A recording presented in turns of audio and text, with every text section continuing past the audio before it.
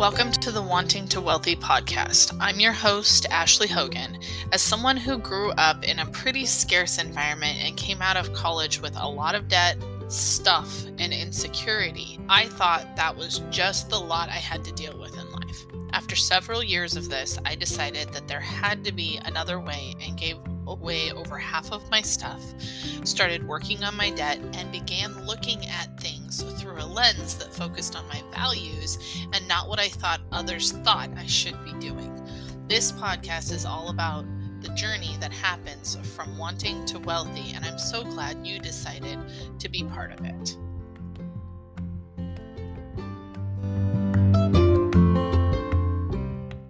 Thank you to all of my current and future Patreon supporters. Patreon tiers start as little as $1 a month, and depending on the tier you choose, you can get discounts to upcoming events and workshops, as well as being part of the community of individuals and families working to change their money story through actions, support, and accountability. If you're ready to become a Patreon member, go to patreon.com/wantingtowealthy. This episode of the Wanting to Wealthy podcast is about fear mongering. I feel I need to address what fear mongering is and some information about it, just with the state of everything that's happening, as well as how it can affect you on a financial level. So, fear mongering is the action of deliberately arousing public fear or alarm about a particular issue. Well, this is very common in politics and media and has been for a really long time. It can also happen at home and with friends and about taboo topics like money.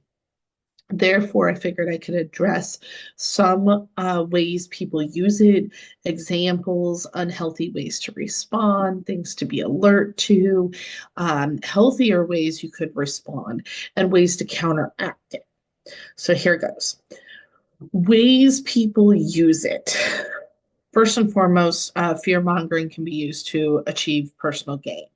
If you scare someone into paralysis or inaction so you can do what you want to do, that's a way that people will use it. It can lead to unfair or imbalanced outcomes. And this can be financial if you have a situation where you're sharing money access with someone and one person is constantly saying, the sky's going to fall and you're going to not have money. Therefore, one person, typically the person who isn't bringing in the majority of the money, is so scared to spend money on anything, while the other person oftentimes is still spending the money. But the goal is that they can do what they want to while controlling the other person, and or that they get to do that creates that imbalanced outcome, that this person can do whatever they want and this person is so scared to do anything that they just do nothing.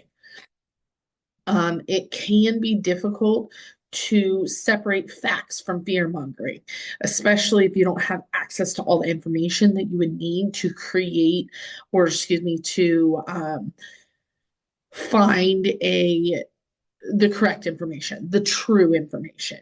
And then it can be repeated to reinforce the intended effects. So ways that I've seen this is when this long-term pushing of, well, we don't have enough money for that. We're not going to be able to put food on the table. We're not going to be able to keep our lights on. Meanwhile, somebody's still going to the bar or still gambling or still utilizing other vices or still going out and shopping. And you can't verify what they're saying is true or not because you don't have access to the information. You might not have access to the bank account. You might not have access to their pay stubs. And it's really used as a way to be in control. So more examples, not just monetary examples, more examples of fear mongering include things like spreading fear about crimes or terrorism, making up facts to scare people, using tragedy to get attention instead of addressing the issue, and then using sensational headlines to get readers. I've seen a lot of this on social media right now where somebody's saying something, but then you actually look at the credentials of the person saying it, and that person is not talking within their scope of expertise and then doesn't have anything to back it up. So you're not seeing where they're getting this information. They're just kind of spreading it. And a lot of people will just latch onto that without remembering to stop and look at what's their area of expertise and where are they getting their information. So, in response to some of these ways that fear mongering happens, people respond in unhealthy ways. Some of those unhealthy responses can be making decisions based on fear instead of rational judgment. Super common, especially when it comes to money, especially if someone has someone else they're taking care of, a pet, a child, a parent, and they're so concerned about making sure that person or animal that they're taking care of is fed or warm, that they're basing what they do or do not do on fear instead of facts. Um, Sometimes they fear the wrong things altogether. They're so worried about not having food that they miss that the person saying these things is maybe putting them into debt or is getting in trouble with the law or something like that. And then another thing is that they may use too many resources, avoiding rare dangers while ignoring more common dangers. And I've seen this in the form of insurance, where somebody will get a lot of insurance to cover anything that could possibly happen. And this goes from the extremes of, well, it could flood in Oregon, to there could be a tornado in Oregon, to I might be abducted by an alien. Um, and they spend so much money on being worried about those things that have a real small chance of happening, that they don't spend the money on, say, making their house payment. And so then another thing happens because they're so focused on this thing over here. So, ways that you can kind of detect fear mongering or being alert to it is those speaking for others. So, if you're seeing people go, they said, or I heard, or stuff like that, with nothing to back it up, without a video to um, attach to it, react to, or without an article to show, or without any sort of um, resource that tells us what's happening. You're just, the person's just regurgitating information. Um, Somebody manufacturing vulnerability. So there's not a lot of details that are being relayed, and so an active mind, an overactive mind, just fills in all those details, and maybe not in the way that is um, beneficial for the person receiving the information. The us versus them mentality. You see really commonly when people are just starting out in business, or when you're looking at people of different races, or different gender identities, or different religious organizations, that well, we're right and they're wrong, or we get these access and they don't. And we forget that we're all still human, and that a rising tide raises all boats. And therefore, um, you can have people of different religions, different races, different economic backgrounds, so on and so forth, and we can all work together for a greater good, right? And so the people using the fear mongering are attempting to divide groups of people, so we start arguing amongst ourselves and we don't focus on what's happening um, by the people doing the fear mongering. Overgeneralization. So something happening in one place then means it's happening everywhere, right? Um, One of the things that I just saw on YouTube was a video about some really bad things happening with some Baton Rouge cops. And one in a fear mongering situation can then show that as okay, well, if the cops there are bad, the cops everywhere are bad. Or if some cops there are bad, all cops there are bad. And it's that overgeneralization that just because this one situation is happening that needs to be addressed and needs to be stopped does not necessarily mean that it's happening everywhere all the time to every single person that fits that description. Wrongful attribution. So when someone is blamed and then the situation is blown out of proportion or is completely inaccurate altogether. So again, it's that forgetting to go through and figure out where you're hearing this information. Is it fact? Is it something you should be repeating at all? And are you perpetuating the fear mongering or are you helping to give information that is accurate and truthful and helpful? Drama or exaggeration, that kind of goes back into that overgeneralization.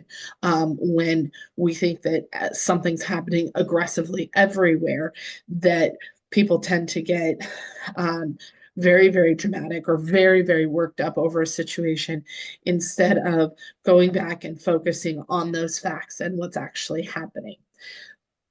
And then something that's been used in cinema for a really long time is what music and imagery are being used. What response is that person attempting to trigger? And we see this in social media. We see this in mainstream media. We see this in um, magazines. We see this in commercials, in horror movies, in stage productions. Like they use certain music and images for a reason. And if they're using something that's really undertoned with dark and suspenseful stuff, are they trying to trigger a response of fear in whatever type of media you're consuming? So, with kind of those situations, healthier ways to respond can be utilized. We just have to remember to look at it from the perspective of facts instead of fear, instead of the place of fear that someone's putting you into. And if you're in a place of fear, one of the best ways that I've personally found to come back to center is to use what we call a five senses meditation. So I always pick the sense that I can see, that I can utilize most quickly. So for me, I'm going to do five things that I can see in the room I'm sitting in.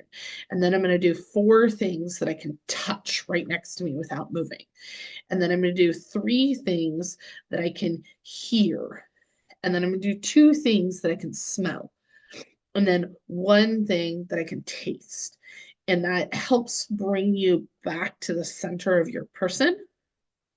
So then you can collect yourself enough to be able to go, okay, I'm going to separate my emotions from the facts and see if my emotions are being toyed with or if my emotions are being are an accurate response to the facts that are happening in the situation. So first and foremost, for healthy ways to respond, center yourself and then figure out what's fact and what is somebody trying to scare you. Somebody trying to do fear mongering, right? Then turn the fear mongering around by showing how your proposal upholds the values. Show the facts. You don't have to be the expert as long as you have facts to back yourself up, right? And then use hope to encourage other people to take action as a group, ideally, rather than feeling fear alone.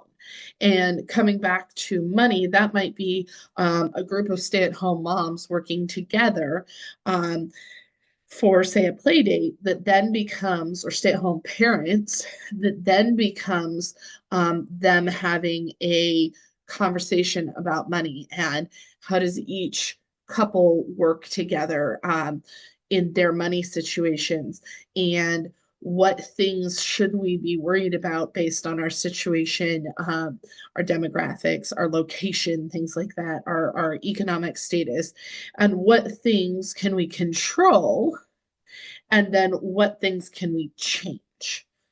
What is true, what is not true. And it's sometimes easier to figure out what's true and what's not true if we have other people to bounce ideas off of that are in seemingly similar to positions to us, right? So from there, there are things that we can do just as a general population to counteract fear mongering of any type. First is critical thinking and media literacy. I've said it a few times with the media literacy. Who is speaking to you? What are they speaking about? And what kind of things do they have to back up what they're talking about? Along with that, you can look at the information that's being presented in a critical thinking standpoint and figure out what's true and what's not, even if you don't know all the information. Part of this next step, is to seek diverse sources of information or information at all. One of the reasons that I think that we are, as a society, still looking at money in a taboo way is because we don't have a lot of information about money because we're not taught it. We have to go seek said information, make our own decisions, develop our own belief systems around it, and know when we're going to work with someone, when we're going to put our foot down about something that we don't believe is true, um, or we know is not true because we have read it from a reliable source, we've heard it from a reliable source, so on and so forth. And then we focus on those facts and that evidence to make intelligent, thoughtful decisions. And I understand a lot of the topics that are the things that are happening right now are scary at face value, but what can we do to change or to separate out the scary from the facts and um, challenge those people that are uh, causing issues, that are doing the fear mongering, challenge the exaggerated claims that they're coming up with. If they're saying we figured out a way to save tons and tons of money, prove it, show it to us. Where is this coming from? Is it sustainable? And if they're not willing to prove it, that should be some sort of red flag. Or if they're not willing to, in your bank account, your shared bank account, if they're not willing to prove why the income is not enough to cover food and basic necessities, then there should be a red flag there that something is going on that you can't control, and the person needs to be called out on it. Now, I will warn you that when you call out fear mongers, narcissists, people who are used to having control, they get defensive typically, and they get angry and they get uncomfortable, and then they try and blame it on you. So if the theory is a lot of times is if they yell loud enough, you'll stop. So if you're confident in your facts and your figures that you've come up with and the claims that you're asking, don't back down, no matter how much they yell. They're doing it to get you to back down so they can keep doing what they're doing. Okay. And then we promote rational discourse and debate.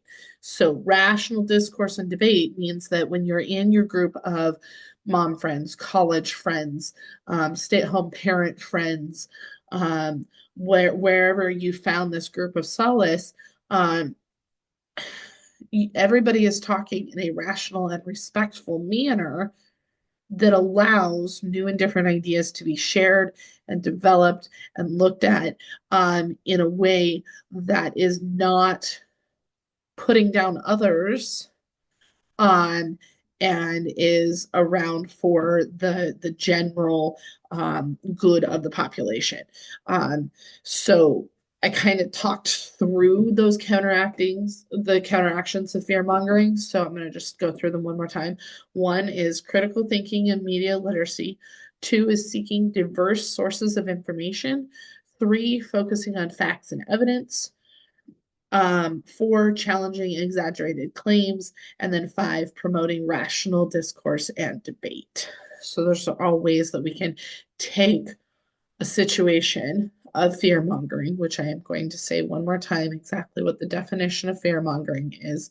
It is the action of deliberately arousing public fear or alarm about a particular issue. And this can happen not only in politics, not only in media, not only in uh, money, but it can also happen in home life situations. It can happen in domestic violence situations. It can happen in medical situations.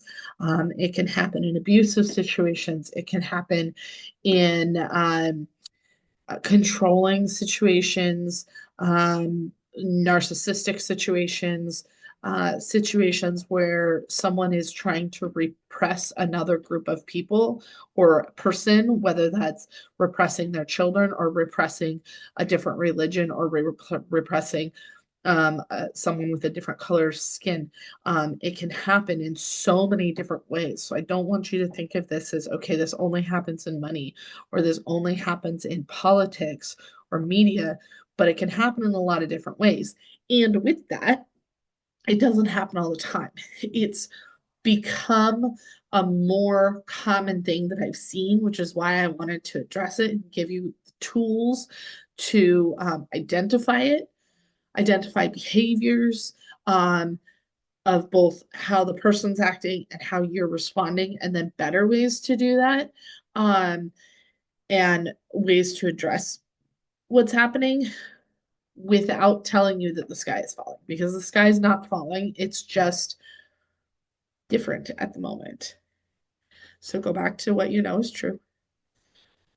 Find resources that tell you facts and figures, and then find a group of people that are willing to speak with you about it, because our voice helps us speak truth into things and remove doubts and fears. Thank you so much for supporting myself and the Wanting to Wealthy podcast. For more free content, consider signing up for the monthly newsletter at wantingtowealthy.com/subscribe. Please share the podcast with someone you think can get value from it, and screenshot yourself listening and share it on social media. I would love it if you tag me at Wanting to Wealthy when you do. If you are ready to take the next step for yourself and your financial journey, become a community member at patreon.com/wantingtowealthy. The Wanting to Wealthy podcast was produced, recorded, and edited by myself, Ashley Hogan.